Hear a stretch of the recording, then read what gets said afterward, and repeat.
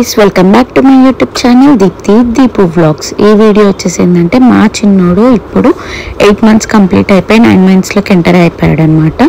So ఇప్పుడు ఉగ్గు prepare చేస్తున్నాను. ఆ ప్రాసెస్ అంతా ఏంటి ఎట్లా అనేది నేను మీకు ఇప్పుడు చూపిస్తాను. ఒకవేళ మీరు కనుక నా ఛానల్ని కొత్తగా చూస్తున్నట్లయితే please do subscribe to my channel Deepu Vlogs. నేనైతే మెజర్మెంట్ ప్రకారం తీసుకుంటున్నాను. 1 cup ఆఫ్ రైస్ తీసుకుంటున్నాను, మిగతా అంతా 1/2 cup ఆఫ్ పప్పులు తీసుకుంటున్నాను అనమాట. ఇంకా రిమైనింగ్ పప్పులు మనం ఏమైతే యాడ్ చేస్తామో అది. సో ఫస్ట్ అయితే 1 cup ఆఫ్ రైస్ తీసుకుంటున్నాను. సెకండ్ వచ్చేసి నేను పెసరపప్పు తీసుకుంటున్నాను అనమాట. పెసరపప్పు కూడా 1/2 cup తీసుకుంటున్నాను. నెక్స్ట్ వచ్చేసి నేనైతే 1/2 cup పెసరపప్పు తీసుకుంటున్నాను అనమాట.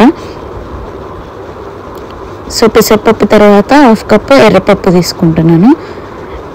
ఎర్రపప్పు తర్వాత నేను మినుములు అంటారు వీటిని, మినుములు తీసుకుంటున్నాను అనమాట. నేను ఇక్కడ మినుములు యాడ్ చేస్తున్నాను. మినుములు హెల్త్కి చాలా మంచిది. నెక్స్ట్ మినపప్పు తీసుకుంటున్నాను. మళ్ళీ అన్ని పప్పులతో పాటు కందిపప్పు కూడా నేను యాడ్ చేసుకున్నాను. యాక్చువల్లీ నేను కందిపప్పు సపరేట్గా యాడ్ చేశాను. ఇక్కడ నేను మళ్ళీ ఒకసారి లిస్ట్ ఇస్తున్నాను చూడండి. ఈ పప్పులన్నీ యాడ్ చేసుకోవాలన్నమాట. సో నేను మీకు చెప్పాను కదా కందిపప్పు సపరేట్గా నానబెడుతున్నానని, ఇదన్నమాట. సో అన్ని పప్పులు కలిపి ఒకసారి అంతా వాష్ చేసుకొని నానబెట్టుకోవాలి కొంతసేపు, తర్వాత ఆరబెట్టుకోవాలన్నమాట.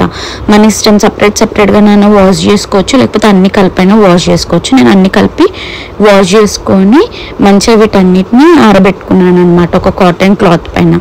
వీటిని ఆరబెట్టుకున్నాక ఒక కప్ ఆఫ్ బాదాము అండ్ ఒక కప్ ఆఫ్ క్యాష్యూ నట్స్, కాజు తీసుకున్నాను. ఇవి కాకుండా మళ్ళీ 1 cup ఆఫ్ పల్లీలు తీసుకున్నాను అనమాట. పల్లీలు ఏంటంటే జస్ట్ టేస్ట్ కోసము. వీటన్నిటిని మనము డ్రై రోస్ట్ చేసుకోవాలి. సో ఫస్ట్ అయితే మనము నట్స్ని డ్రై రోస్ట్ చేసుకుందాం.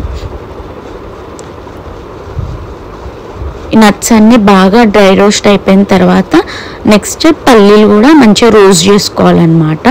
సో పల్లీలు కూడా అంతా మంచిగా రోస్ట్ అయిపోయిన తర్వాత పక్కకు తీసి పెట్టుకోవాలి.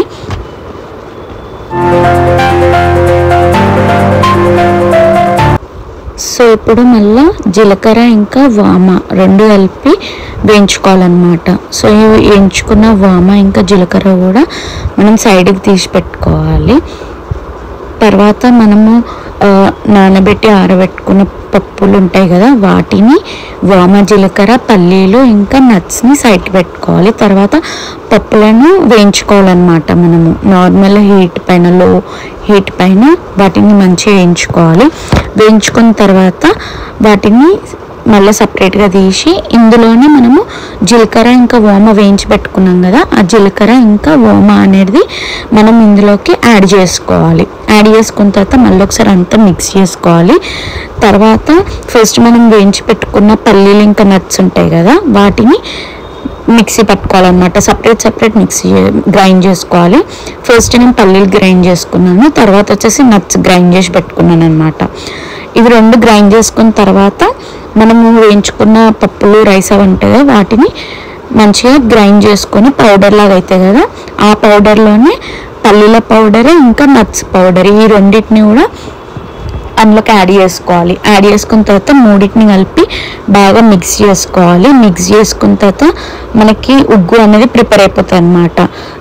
ఈ ఉగ్గు ప్రిపేర్ అయిపోయిన తర్వాత కొంతసేపు మనము ఆరబెట్టాలి. అంటే మనం మిక్సీకి వేసినాం కదా, అంతా వేడి ఉంటుంది పౌడర్. సో దాన్ని కొంచెం చల్లార్చబెట్టాలి. చల్లార్చినాక పౌడర్ని అంతా మనం ఒక గ్లాస్ జార్లోకి ఎత్తి పెట్టుకోవాలన్నమాట. సో ఆ గ్లాస్ జార్లో పెట్టుకొని మనకు కావాల్సినప్పుడు హాట్ వాటర్లో మనం 1 spoon or 2 spoons అట్లా యాడ్ చేసుకొని మనం ప్రిపేర్ చేసుకొని పిల్లలకు సర్వ్ చేయొచ్చు అనమాట.